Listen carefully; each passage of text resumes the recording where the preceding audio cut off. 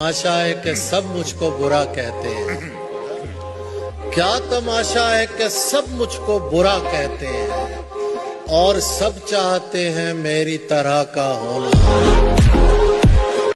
इमरान प्रतापगढ़ी एक ऐसा नाम जो भारतीय राजनीति में अपने शक्तिशाली भाषणों और प्रभावशाली शायरी के लिए जाना जाता है। एक राजनेता और शायर इमरान ने भारतीय राजनीति में अपनी एक अलग पहचान बनाई है, खासकर मोदी सरकार की तीव्र आलोचना के लिए। टूटा हुआ लश्कर का भरम देख रहे हैं और जिल्ले इलाही के करम देख रहे हैं। ताकत का नशा अक्ल पे हावी है तुम्हारी, तुम देख न पाओगे जो हम देख रहे हैं। ये चूनर धानी धानी भूल जाते, ये पुरवा की रवानी भूल जाते, जो आकर 4 दिन गांव में रहते तो सारी लंतरानी भूल जाते। उत्तर प्रदेश में जन्मे इमरान प्रतापगढ़ी एक सांसद हैं जो अपनी तेज तर्रार आलोचनाओं के लिए जाने जाते हैं। एक मशहूर कवि से एक महत्वपूर्ण राजनीतिक शख्सियत बनने की उनकी यात्रा प्रेरणादायक है। इमरान प्रतापगढ़ी का जन्म 6 अगस्त 1987 को उत्तर प्रदेश के प्रतापगढ़ जिले में हुआ था। उन्होंने अपनी शुरुआती पढ़ाई प्रतापगढ़ में की और फिर इलाहाबाद यूनिवर्सिटी से हायर स्टडीज पूरी की। कॉलेज में रहते हुए ही उन्होंने उर्दू साहित्य में गहरी रुचि दिखाई और कविताएं और शायरी लिखने लगे। इमरान का साहित्यिक सफर कवि सम्मेलनों और मुशायरों से शुरू हुआ। उनकी शायरी में समाज और राजनीति के मुद्दों की गहरी झलक मिलती है, जिससे भी युवाओं के बीच खासे लोकप्रिय हो गए। और दिल्ली तक जाना चाहिए कि चाय बेचने वाला पूरा भारत बेच रहा है। चाय बेचने वाला पूरा भारत बेच रहा है। इसी काम में हासिल उसे महारत बेच रहा है कि रेल बिक गई, तेल बिक गया, बिका हवाई अड्डा। और अगली जो लाइन है ना, उसमें एक नाम आएगा।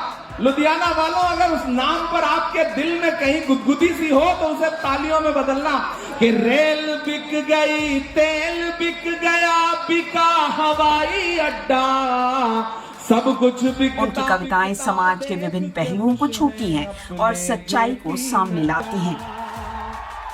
इमरान प्रतापगढ़ी ने 2019 में भारतीय राष्ट्रीय कांग्रेस के साथ अपने राजनीतिक करियर की शुरुआत की। वो पार्टी के एक प्रमुख युवा नेता के रूप में उभरे। उनकी शानदार भाषा शैली और शायरी के माध्यम से जनता के मुद्दों को उठाने की क्षमता ने उन्हें संसद में एक मजबूत आवाज बना दिया।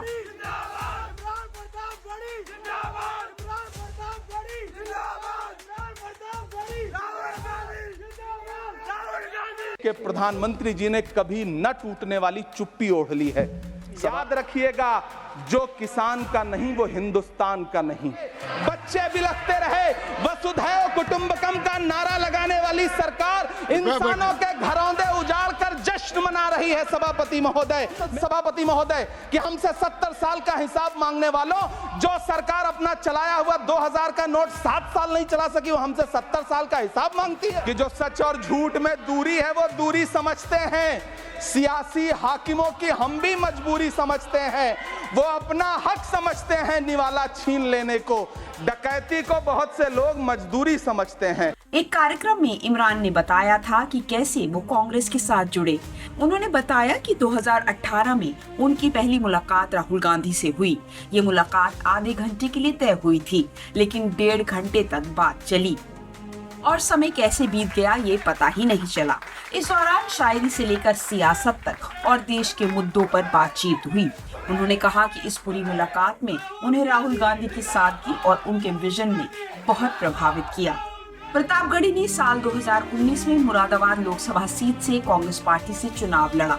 हालांकि इस चुनाव में उनको हार का सामना करना पड़ा था। बाद में उनको 3 जून 2021 में अखिल भारतीय कांग्रेस कमेटी के अल्पसंख्यक विभाग का अध्यक्ष नियुक्त कर दिया गया।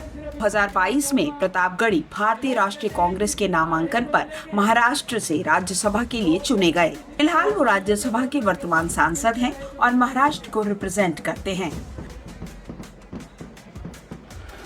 मैं इमरान प्रतापगढ़ी, जो राज्यसभा का सदस्य निर्वाचित हुआ हूं, सत्यनिष्ठा से प्रतिज्ञान करता हूं कि मैं विधि द्वारा स्थापित भारत के संविधान के प्रति सच्ची श्रद्धा और निष्ठा रखूंगा मैं भारत की प्रभुता और अखंडता अक्षुण्ण रखूंगा तथा जिस पद को मैं ग्रहण करने वाला हूं उसके कर्तव्यों का श्रद्धापूर्वक निर्वहन करूंगा।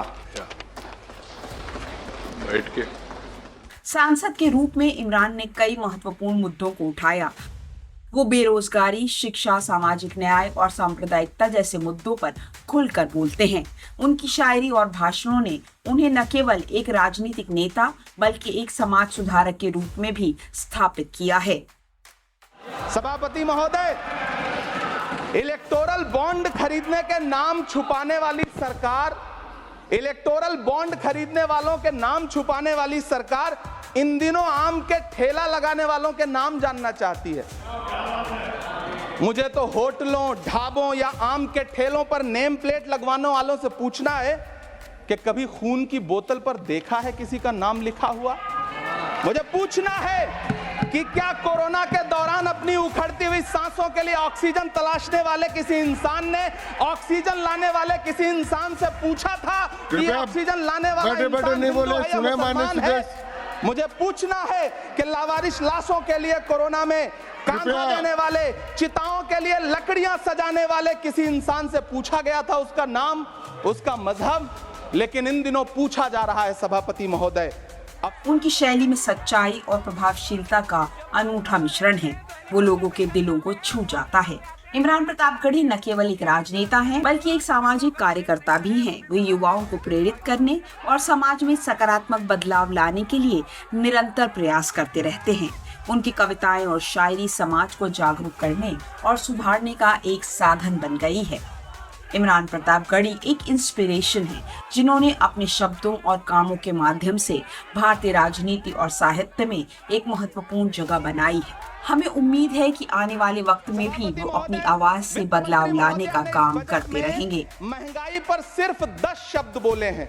जिस देश में टमाटर 100 रुपए किलो बिक रहा हो, उस देश की वित्त मंत्री के पास बजट में महंगाई पर बोलने के लिए सिर्फ 10 शब्द है।